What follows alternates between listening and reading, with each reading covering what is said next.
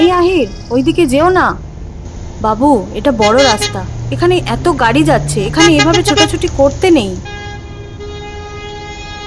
আহির! আরে পিয়ালি, তুই এদিকে?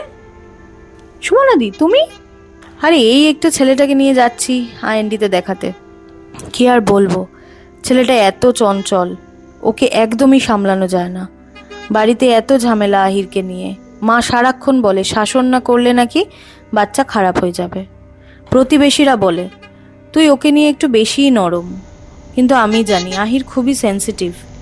তাই বলে কি ওকে ভয় দেখিয়ে মারধর করে বকাবকি করে চুপ করিয়ে দিতে হবে?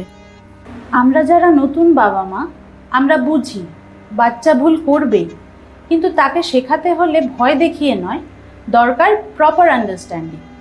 ভয় দেখানো সহজ, কিন্তু বাচ্চাকে বোঝা কঠিন। আর স্ট্রং তারাই যারা বাচ্চাকে বুঝতে জানে।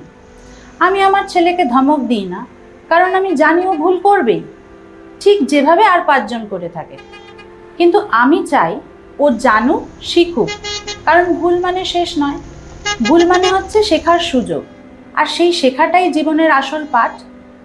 ভয় নয়, ভরসা দিয়ে গড়ে তুলুন ভবিষ্যৎ। জেন্টল প্যারেন্টিং দুর্বলতা নয়, এটা একটা সাহসী সিদ্ধান্ত।